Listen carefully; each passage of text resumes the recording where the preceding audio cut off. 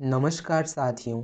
आज हम सुनने वाले हैं think and grow rich book का 15वां और आखिरी चैप्टर भय। अमीर बनने की ओर उठाएं 14वां कदम। भय के 6 भूतों से कैसे निपटें।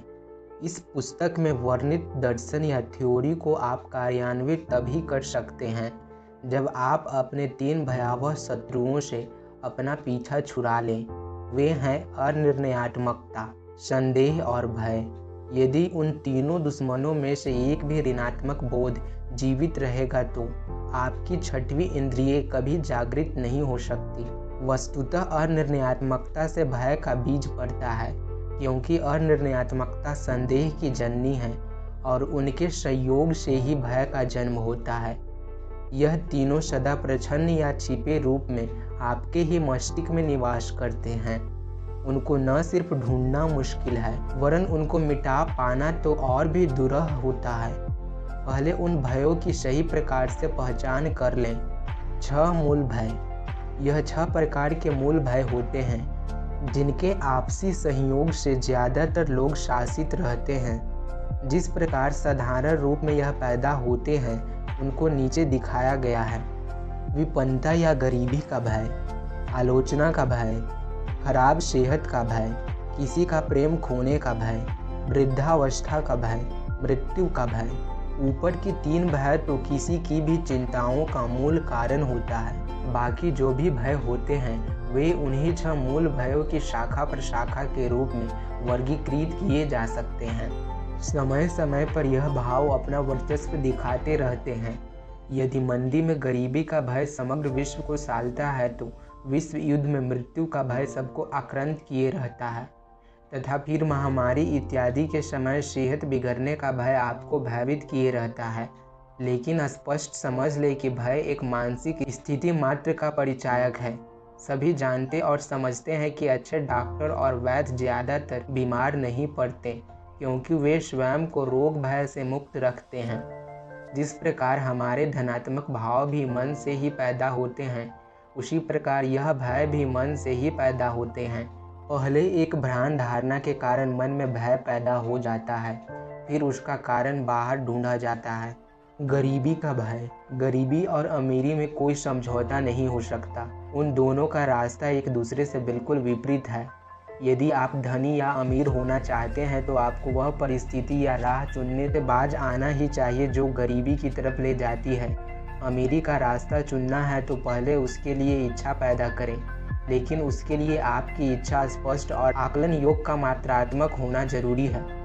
पहले यह तय कीजिए कि आपको कितनी दौलत चाहिए, तब आप स्वयं को अमीर कह सकते हैं, क्योंकि अमीरी गरीबी तुलनात्मक शब्द हैं। आपकी विद्यमान स्थिति से उनका आकलन संभव होता है। किसी जमाने में लाखपति होना अमीरी की निशानी माना जाता था, परंतु रुपये की खरीदने की क्षमता का ह्रास होने के कारण अब एक साधारण मनुष्य को 10 लाख या 1 मिलियन अमीरी को पहली सीढ़ी लग सकती है। इसलिए आप पहले तय करें कि आपको कितनी दौलत की ज़रूरत है। इच्छा को स्पष्ट कीजिए और उसका मूर्त रूप पाने के लिए अपना रोड मैप बनाइए। यदि आप उसमें स्पष्ट रूप से सही न हुए तो आपका रास्ता ही शुरू नहीं हो पाएगा। यह नितांत आपकी ही जिम्मेदारी है। यह आपकी मानसिक स्थिति का प्रतिफलन है।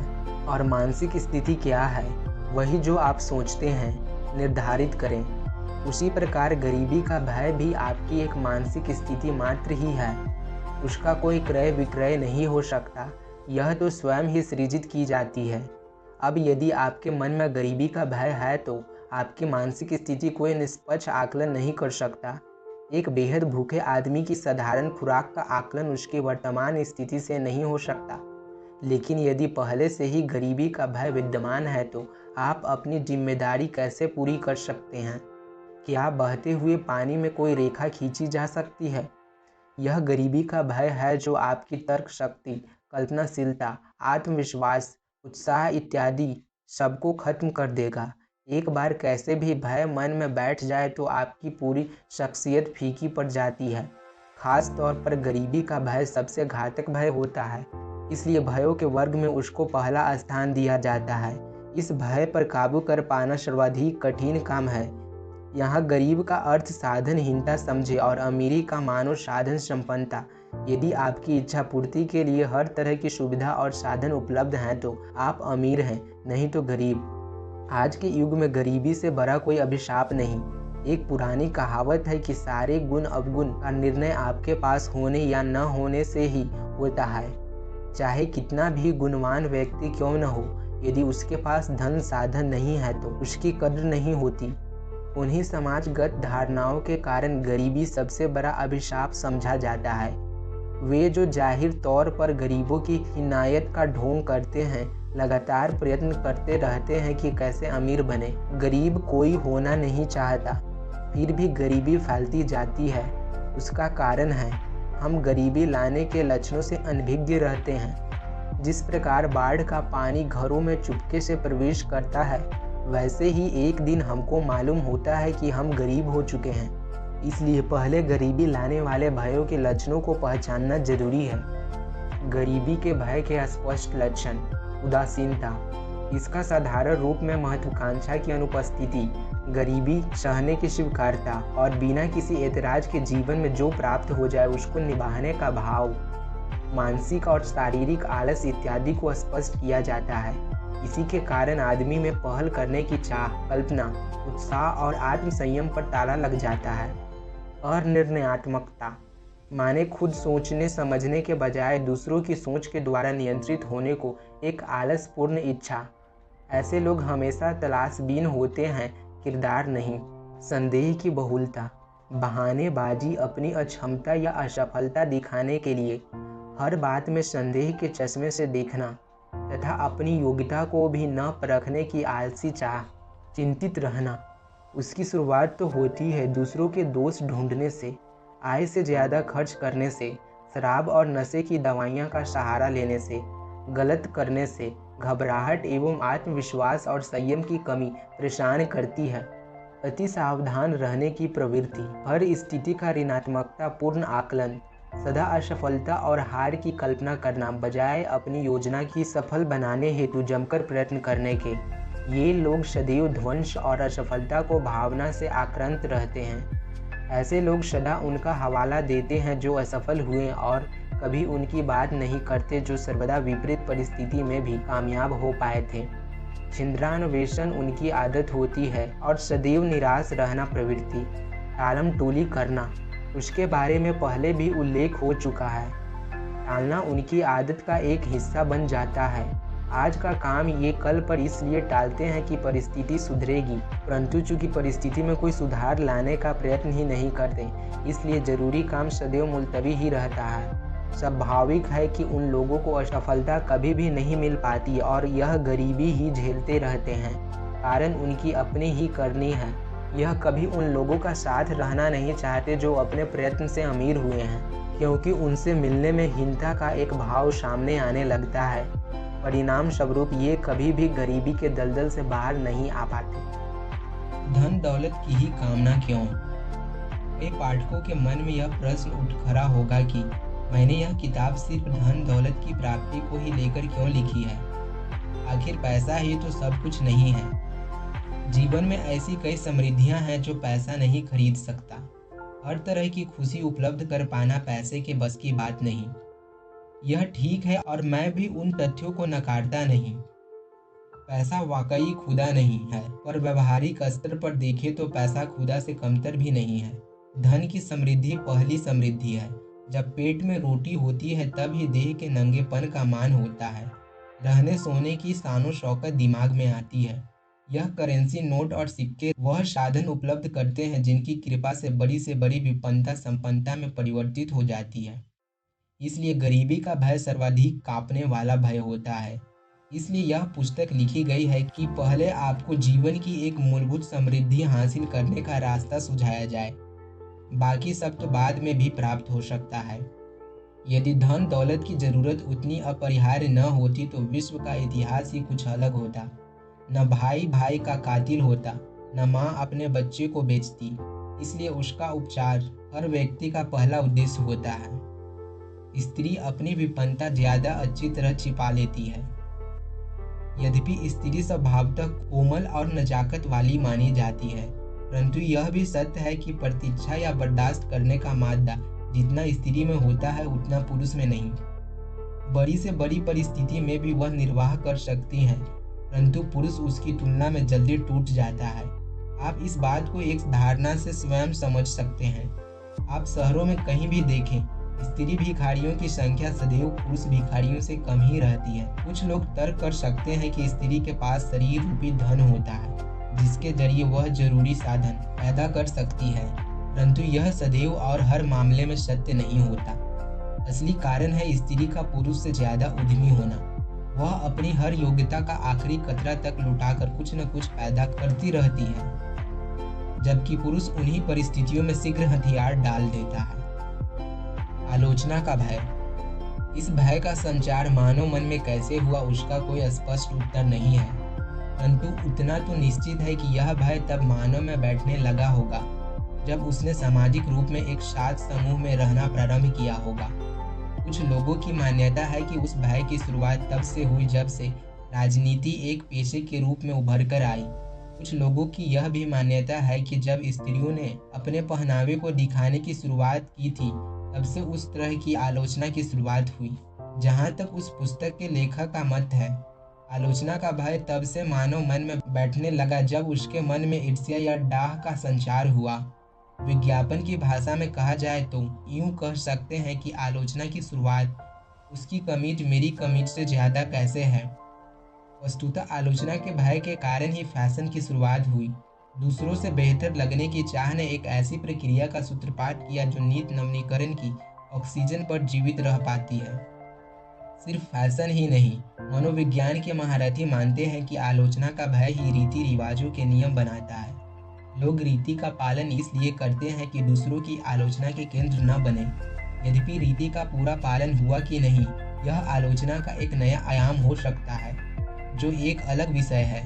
फिर भी हर समाज रीति रिवाज इसलिए बनाता है। कभी कभी आदमी अपने मन की बात भी इसलिए छिपा लेता है, उसे नहीं तो आलोचना का सामना करना पड़ेगा। फिर भी आलोचना की हर व्यक्ति को इफरात ही मिलती है। व्यक्तिगत डाह, हिंसा की भावना, स्वयं को ज्यादा सही दिखने की चाह आलोचना को जन्म देती है। आलोचना भय के लक्षण। यह भय भी गरीबी के भय की तरह व्यक्ति व्यापक है और उसके प्रभाव भी व्यक्तिगत विकास या आर्थिक विकास के लिए उतने ही विध्वंसकारी हैं जितने गरीबी के। आलोचना भय के प्रमुख लक्षण नीचे दिया गया है। बेहद सशंकित होने का भाव। इसका दर्शन बहुत भयभीत सा रहना, घबराहट, बातचीत में झोंझूपन, अनजान लोगों से भेंट का भय, हाथ पैरों का बेवजह चलना, आंखें फरफराने से प्रकट होता है। आश्वस्ति का प्रभाव। ऐसे व्यक्ति सदैव आतुर, परेशान, जल्दी जल्दी बोलने की आदत से आक्रांत, स्मृति खोने इत्यादि के शिकार रहते हैं।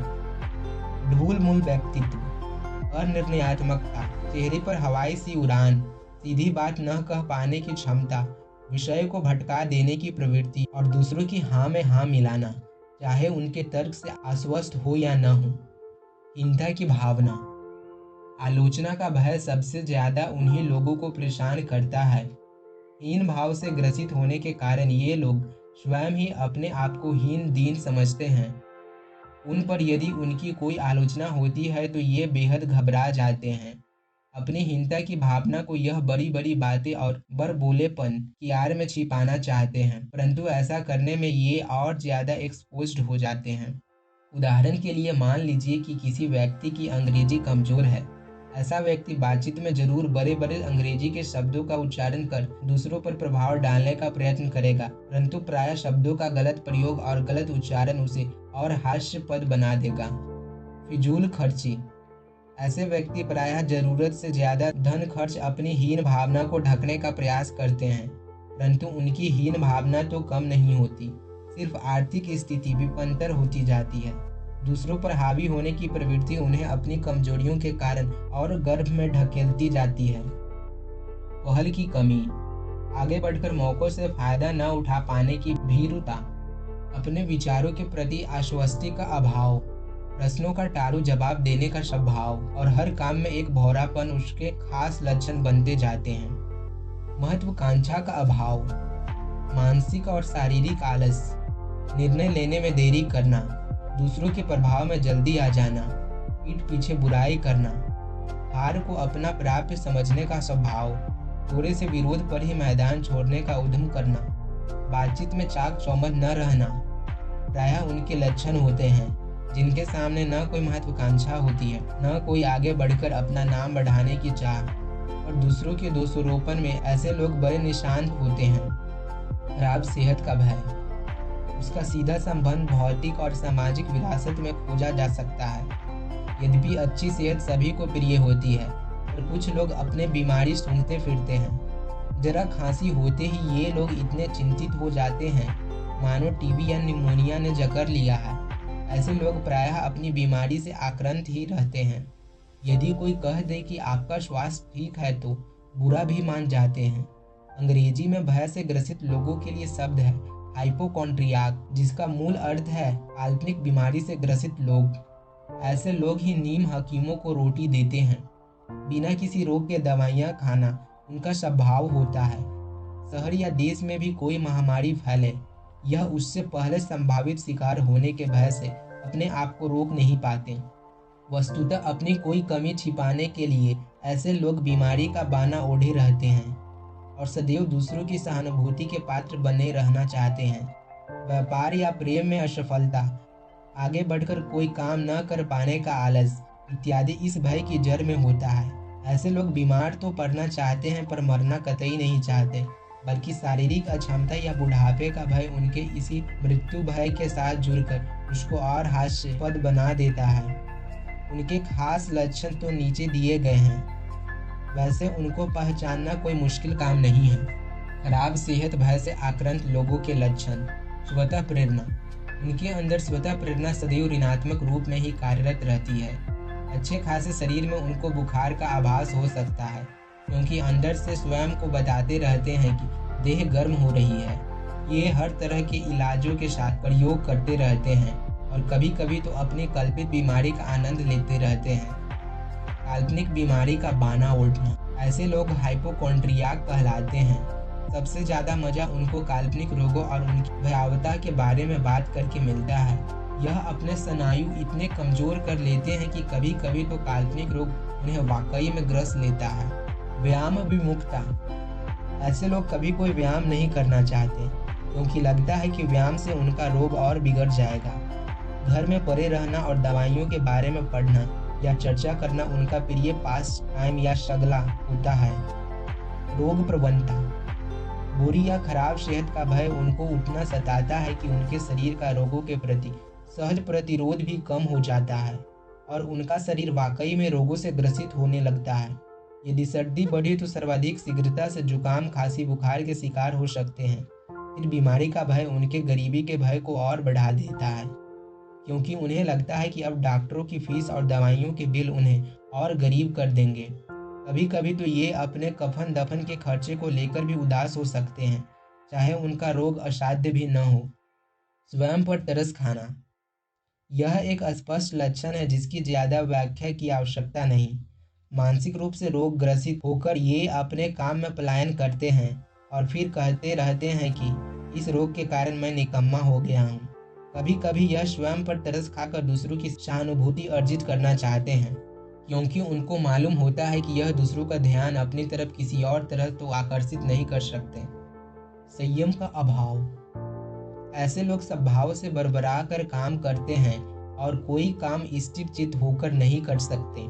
संयम का तो अभाव ही रहता है, इसलिए प्रायः यह शराब इत्यादि ज्यादा सेवन करते रहते हैं और अपना स्वास्थ्य और भी बिगाड़ते रहते हैं। हर काम में तुरंत चाहते हैं। यदि कोई दवाई एक दो खुराक में अपना वांछित प्रभाव नहीं दिखा पाई तो यह तुरंत दूसरी दवाई लेना प्रारंभ कर देते हैं। दवाइयों के बारे में विज्ञापन पढ़ना उनका प्रिय शगल होता है। प्रेमी या प्रेमिका को खोने का भय, यह भय बहुविवाह की प्रवृत्ति में विद्यमान रहता है। क्योंकि वह दूसरों की प्रेमिकाओं को फोड़ने का प्रयत्न करते रहते हैं, अतः उसको डर लगा रहता है कि कहीं उसका प्रतिद्वंदी भी ऐसा ही न कर रहा हो। उसी भय की अधिकता डाह या ईर्ष्या की जननी होती है। यह भय वैसे महिलाओं में ज्यादा पाया जाता है, इसलिए सौतिया डाह सहज पैदा होते हैं। यदि उसका पति किसी महिला से घनिष्ठता से बात भी कर लेता है तो उसको लगता है कि वह उसे छोड़ देगा। प्रेमी या प्रेमिका को खोने के भय के लक्षण। डाह या ईर्ष्या, ऐसे व्यक्ति में इसकी भरमार होती है। सबसे पहले शक पैदा होता है और बिना उसकी संतुष्टि हुए भी यह विश्वास पर निकालने लगता है कि जरूर कुछ गड़बड़ है। ऐसे व्यक्ति बड़ी जल्दी ताने देने लगता है या अपने वफादार प्रेमी प्रेमिका से भी बिना किसी ठोस कारण के रूठने लगता है। शक या संदेह करना ऐसे लोगों के स्वभाव का एक एकीकृत हिस्सा होता है। छिंद्रान्वेषण करना, सिर्फ प्रेमी या प्रेमिका के ही नहीं, ऐसे व्यक्ति अपने मित्रों, संबंधियों, व्यापारिक सहयोगियों इत्यादि के जीवन में ताक झांक कर उनकी बुराइयों का अन्वेषण करते रहते हैं। यदि कोई बुराई न भी नजर आए तब भी उस तरह से उसे उजागर करने का प्रयास करेंगे कि कमियों का आभास होने लगे। यह बेवजह का छिंद्रान्वेषण ऐसे लोग की अपनी हीन भावना की तीव्रता को शांत करने के लिए ही होती है। जुएबाजी, चोरी, बेईमानी और ऐसे ही अनैतिक कामों का प्रयोग ये लोग उसके लिए करते हैं कि अपने प्रिय को धन या कीमती भेंट देकर दूर जाने या खोने से बचा सके। उनके मन में यह प्रबल धारणा रहती है कि वे शायद प्रेम को खरीद कर सुरक्षित रह सकते हैं। अपने हैसियत से ज्यादा अपने प्रेमी या प्रेमिका पर पैसा लुटाने की आदत उन्हें परेशान ही करती रहती है और उससे वे बाज नहीं आ पाते। इसी कारण अनिद्रा, घबराहट, अनिर्णयात्मकता, आत्मसंयम की कमी और चिड़चिड़ेपन के लोग जल्दी शिकार बन जाते हैं। वृद्ध होने का भय, इस भय के दो प्रमुख स्रोत होते हैं। एक तो स्पष्ट ही है, वृद्ध होने पर असहाय, दूसरों पर निर्भर और इसलिए दीनहीन या गरीब होना लाजमी है। और दूसरे अपने विगत के अनुभव, जब उन्होंने स्वयं वृद्धों के साथ अच्छा बर्ताव नहीं किया था, इसलिए उन्हें अपनी करनी से डर लगता है क्योंकि उनका किया उनके सामने तो आएगा ही। इस भय में सिर्फ गरीबी और असहायता को आक्रांत नहीं करती, बुरी सेहत की संभावना भी उस भय को और भयावह करती रहती है। उनको लगता है कि अभी तक जो उन्होंने पाया कि वह उनसे छूटने वाला है और फिर यह गरीब हो जाएंगे। अपने अहम के कारण यह भय उन्हें बहुत सालता है, इसलिए ज्यादातर लोग वृद्धावस्था को एक अभिशापित स्थिति ही मानते हैं। प्रायः ये लोग ऐसा कहते हुए मिल जाएंगे, क्या करूं, अब बुढ़ापा आ गया है या अब मैं बूढ़ा हो गया हूं। ऐसा कहना ये बहुत पहले से ही 50 के पेटे में आते ही कहने लगते हैं। उनको यह कतई आभास नहीं होता कि वह अब ज्यादा बुद्धिमान और परिपक्व हो गए हैं। यह अपनी अक्षमता को इसी भय की आड़ में छिपाना चाहते हैं, लेकिन मन ही मन वे इस अवस्था को पता बताने के लिए चुपचाप ऐसी क्रीमों और प्रसाधन का प्रयोग करते रहते हैं जो उनका बुढ़ापा छिपाए रखे। इस प्रवृत्ति की अति उन्हें कई बार उपहास और तिरस्कार का शिकार बनाता है, परंतु ये ऐसा करने से बाज नहीं आते। कालीनता में वृद्ध होना उन्हें कभी स्वीकार नहीं होता। मृत्यु का भय, मृत्यु का भय हर जीवधारी की एक स्वाभाविक कमजोरी होती है। चाहे कितनी भी असहाय स्थिति हो जाए, मरना कोई नहीं चाहता। दिलचस्प बात यह भी है कि जैसे जैसे आदमी सभ्य होता गया, उसके मन में यह भय तीव्रतर होता गया। कारण स्पष्ट ही है, जैसे जैसे वह सुख के नए साधन खोजता गया, उसका जीवन ज्यादा सुखद लगने लगा।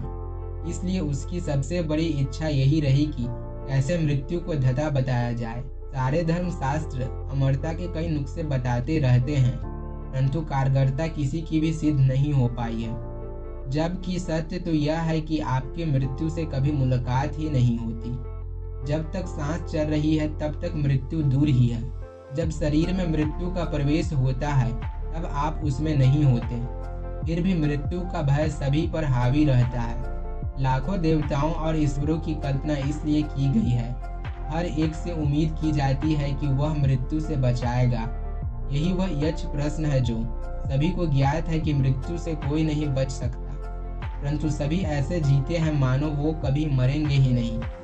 सारी मानवता के विकास का एक ही लक्ष्य बिंदु है, अमरता प्राप्ति। इसलिए तरह तरह की चिकित्सा पत्ती बनी और तरह तरह के प्रयोग हुए।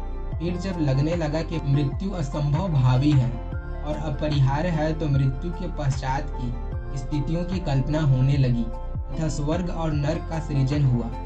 स्वर्ग और नर्क मानव कल्पना का ही प्रतिफल है, कोई वास्तविक सत्ता नहीं। आज तक किसी ने स्वर्ग और नर्क नहीं देखा है, सिर्फ उनके बारे में पढ़ा है, लेकिन उनके बारे में शायद हर धर्मशास्त्र में उल्लेख मिलता है।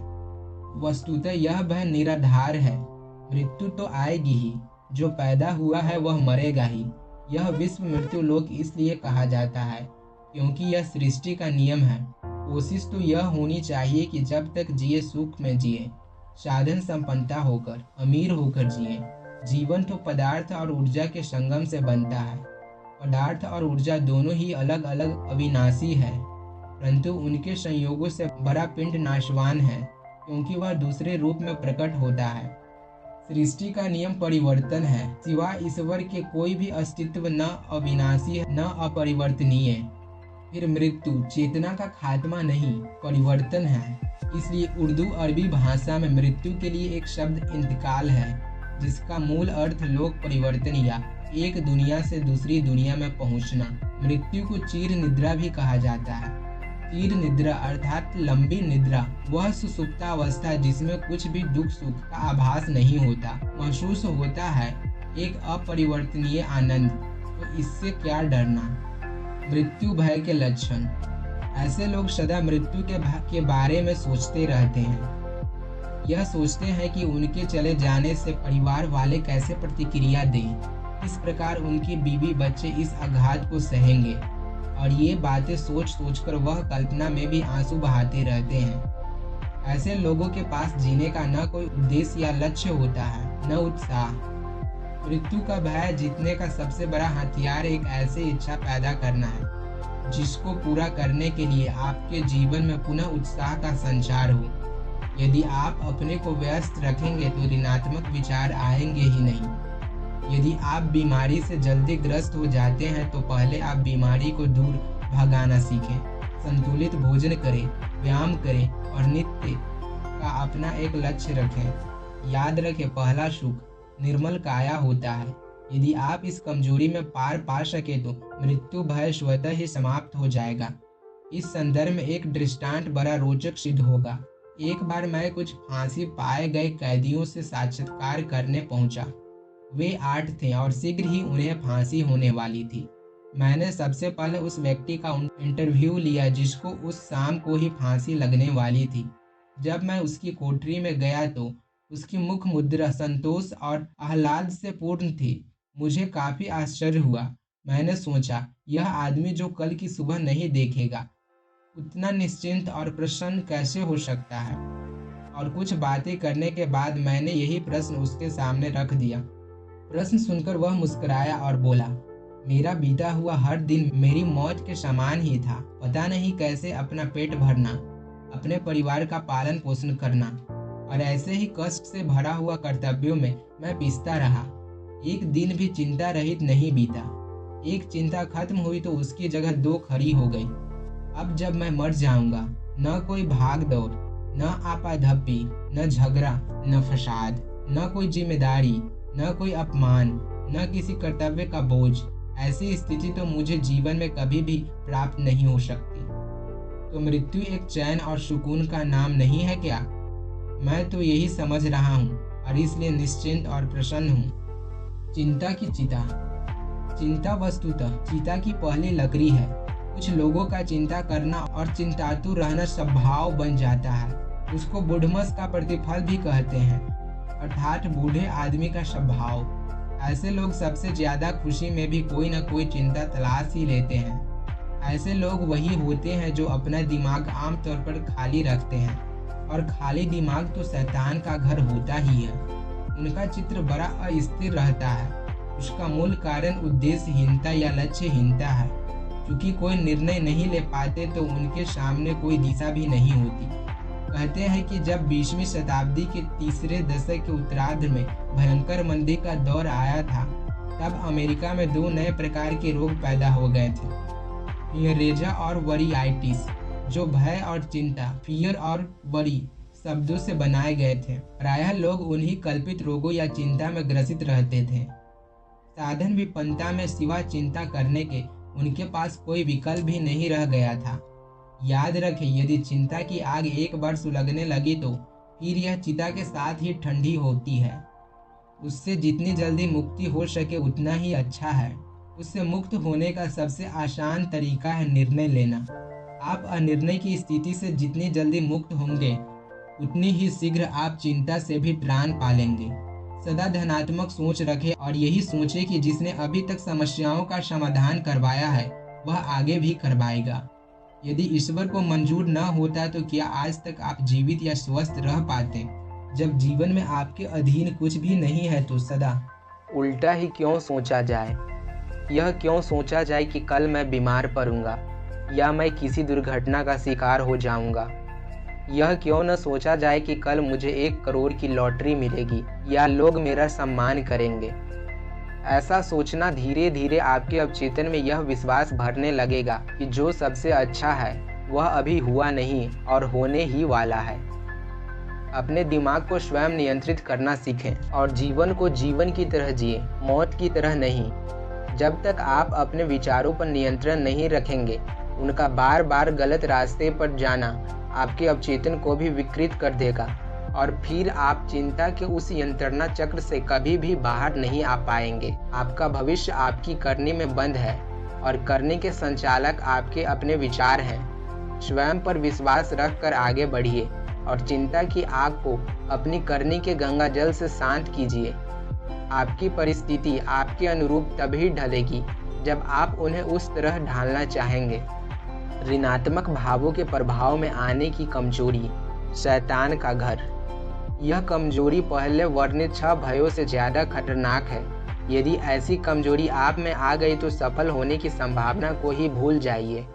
यह भय नहीं वरन भय से भी भयानक एक ऋणात्मक त्रुटि है जो व्यक्तित्व में उतनी गहरी पैठ बना लेती है कि उसको पहचानना भी मुश्किल होता है। ऋणात्मक भावों को मानस में उमड़ने वाले आपके चारों तरफ बहुतायता से रहते हैं। वे हर कदम पर आपको अपनाकर आपको निरंतर हतोत्साहित करते रहेंगे। आपकी किसी भी योजना में वे उतनी खामियां निकाल देंगे कि आप उनकी असफलता के बारे में पूरी तरह आश्वस्त हो जाएंगे। जीवन में जो सफल हुए हैं, जिन्होंने अतुल धन अर्जित किया है, वे सदैव उनसे बचते रहे हैं। क्या एडिसन और फोर्ड को उनको नहीं झेलना पड़ा था? क्या अंग्रेजी के प्रसिद्ध कवि शैले ऐसे ही ऋणात्मक प्रभावों के कारण आत्महत्या तक करने पर आतुर नहीं हुए थे? आप संसार के किसी भी महान व्यक्ति की जीवनी पढ़कर देखिए, आपको ज्ञात होगा कि उसको कितना विरोध और ऋणात्मक प्रभाव झेलना पड़ा था। आप निश्चिंत भाव से अपनी प्रकृति पर विचार करें। क्या आपके अंदर भी ऐसे कीटाणु तो नहीं हैं? यदि हैं तो उनसे मुक्ति होने के निम्नलिखित तरीकों पर गंभीरता से विचार करें। कैसे पाएं इस शैतान से मुक्ति? अपनी इच्छा शक्ति में दृढ़ता लाएं। हर बात को यथावत स्वीकार करने की प्रवृत्ति से त्राण पाएं। अपनी इच्छा शक्ति को बार बार परीक्षा करें। उदाहरणार्थ, यदि आपने तय किया है कि रोज कम से कम 10 पेज का लेखन करेंगे, तो ऐसा ही करने का प्रयत्न करें, चाहे कितने भी व्यवधान आए। व्रत करना, थोड़ी हद तक हठी होना उसके लिए आवश्यक है। यदि आपके रोजमर्रा के जीवन में अपने व्यायाम के लिए आधा घंटा निश्चिंत कर रखा है तो चाहे कहीं भी जाए, इतनी भी झंझट आए, अपने दिनचर्या जरूर पूरी कीजिए। ऐसा ही कोई नियम कायम कीजिए और उस पर पूरी तरह अमल कीजिए। ऐसा करने से आपकी अपनी इच्छा शक्ति में दृढ़ता आएगी। उसको स्वीकार करने में कोई हिचक नहीं होना चाहिए कि आप भी आम आदमी की भांति आलसी तथा ऋणात्मक प्रभाव में आने वाले व्यक्ति हैं। पहले अपनी कमी को स्वीकार कीजिए, फिर उसे दूर करने का प्रयत्न कीजिए। उस ऋणात्मक प्रभाव की पहचान कीजिए जो आपके अवचेतन में पैठ बना रहा है। यह आसान नहीं, क्योंकि यह प्रभाव बहुत गहरे में बैठता है। ऐसे लोगों से पीछा छुड़ाइए जो सदा असफलता और हार को दुहाई देते रहते हैं। अपनी दवाइयों की अलमारी से सारी वे दवाइयां निकाल फेंके जो किसी डॉक्टर ने नहीं बताई है, वरन आप एहतियातन उनका सेवन करते रहते हैं। उसमें विटामिन की गोलियों तथा नींद की गोलियों की बहुतायता होती है। यदि आपको अनिद्रा की वाकई शिकायत है तो डॉक्टर से इलाज करवाएं। यदि सिर्फ आपको ऐसा शक है तो शरीर को उतना थका दे कि रात को बिस्तर पर लेटते ही आप खर्राटे भरने लगें। उन लोगों का साथ रहें जो स्वस्थ और धनात्मक सोच वाले हों, जिन्होंने जीवन में कुछ कर दिखाया है या कर दिखाने का हौसला रखते हैं। समस्याओं को कभी आमंत्रित न करें। उनकी आदत है कि वे आपको कभी निराश नहीं करती। जब वाकई में समस्या सामने खड़ी हो जाए तभी उसका निदान ढूंढें। अपने पर तथा अपने ईश्वर पर भरोसा रखें। याद रखें कि यदि ईश्वर नहीं चाहता तो आज आप शायद जीवित भी नहीं होते। आप यदि स्वस्थ शरीर के साथ विद्यमान है तो ऊपर आसमान में कोई तो ऐसा है जो आपकी सुरक्षा कर रहा है, चाहे भले ही वे आपके घनिष्ठ मित्र या रिश्तेदार हों। ऋणात्मक विचारों वालों से तुरंत किनारा करें। आत्मविश्लेषण को परखने के कुछ प्रश्न। 1. क्या आपको प्रायः यह लगता है कि कुछ अच्छा महसूस नहीं हो रहा? यदि ऐसे विचार आते हैं तो उनका मूल कारण जानने का प्रयत्न कीजिए। 2. जरा से बात पर दूसरों की कमियां उजागर करने में आनंद लेते हैं। 3. क्या आप बार बार अपने काम में व्यंग्यात्मक करते हैं? यदि ऐसा है तो ऐसा क्यों होता है? गलती को तुरंत सुधारें। 4. क्या आप बहस में ज़्यादा व्यंग्यात्मक और आक्रामक हो जाते हैं? 5. क्या आप किसी खास व्यक्ति के साथ से जानबूझकर बचते हैं? ऐसा है तो क्यों? 6. क्या प्रायः आप कब्ज की परेशानी झेलते हैं? उसका कारण बदपरहेजी है या कुछ और? 7. क्या प्रायः आपको जीवन निरर्थक और भविष्य आशाविहीन प्रतीत होता है? 8. क्या आपको अपना व्यवसाय पसंद है? यदि नहीं तो किस कारण से? 9. क्या प्रायः आप खुद पर तरस खाते रहते हैं? क्यों? 10. खुद से आगे निकलने वालों के प्रति आपको ईर्ष्या महसूस होती है? 11. किसके बारे में आप ज़्यादा समय सोचते रहते हैं, सफलता या असफलता? 13. उम्र के साथ आपका आत्मविश्वास घट रहा है कि बढ़ रहा है? 14. क्या आप अपनी गलतियों में कोई सीख लेते हैं? 15. क्या आप अपने किसी परिचित या संबंधी को आपको चिंताग्रस्त करने की छूट देते हैं तो क्यों? 16. क्या कभी कभी आप स्वयं को आकाश में खुशी के मारे महसूस करते हैं और कभी हताश की गर्त में? 17. आप पर सर्वाधिक प्रभाव किसका रहा है और क्यों? 18. आप उन ऋणात्मक या हतोत्साहित करने वाले प्रभावों से बच सकते हैं, क्या उनको भी बर्दाश्त करते रहते हैं? 19. क्या आप अपने रख रखाव के लिए लापरवाह हैं? तो कब कब ऐसा होता है और क्यों? 20. क्या आपको अपनी समस्याएं जड़ से खत्म करना था, अर्थात कोई ऐसा माध्यम है जिसमें आप स्वयं को खोकर अपनी समस्याओं के प्रति विमुख हो सकते हैं? 21. यदि दूसरों को अपने बारे में निर्णय लेने की अनुमति आप देते हैं तो स्वयं को मिट्टी का माधो समझने को तैयार हैं? 22. जब तक आपका स्वतः उन्माद का भाव चिड़चिड़ा और तुनक मिजाज नहीं बना देता तब तक आप अपना मन धो पोंछ कर साफ करने का प्रयत्न नहीं करते। 23. जिन व्यवधानों या गड़बड़ी में आप बच सकते हैं उनको भी बर्दाश्त कर लेते हैं, क्या आपको क्रोध स्वयं पर नहीं आता? 24. क्या आप विभिन्न तरह के नशे का सहारा लेकर अपना गम कम करने की चेष्टा करते हैं? आप अपनी इच्छा शक्ति के बल पर अपना गम दूर करने का प्रयत्न क्यों नहीं करते? 25. क्या कोई आपके पीछे पड़ा रहता है? किन कारणों से? 26. क्या आपका कोई बड़ा स्पष्ट उद्देश्य है जीवन में? यदि ऐसा है तो वह क्या है और कैसे आप उसे पाना चाहते हैं? आपकी क्या योजना है? 27. क्या बताए गए 6 भयों में से किसी से आप भयभीत हैं? यदि हाँ तो कौन कौन से? 28. क्या आपके पास कोई ऐसा सुरक्षा का साधन है जिसके द्वारा आप दूसरों द्वारा प्रदत्त ऋणात्मक प्रभाव से स्वयं को बचा सकते हैं? 29. क्या आप कभी स्वतः प्रेरणा के द्वारा अपने दिमाग की सोच को धनात्मक रखने का प्रयत्न करते हैं? 30. क्या आप अपना निर्णय दूसरों के प्रभाव में बदल देते हैं? 31.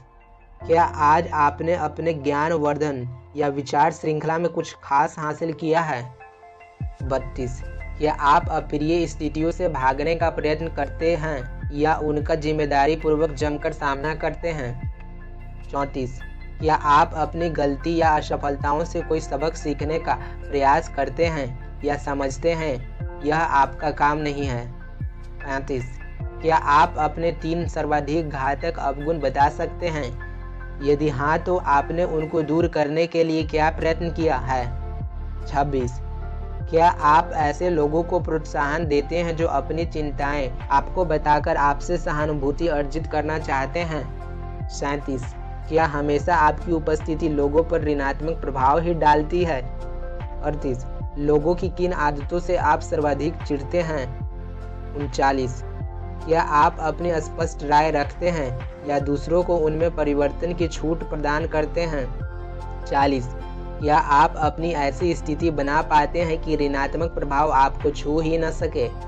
41. क्या आपको अपने व्यवसाय से आपको विश्वास है और आशा की प्रेरणा प्राप्त होती है? 42.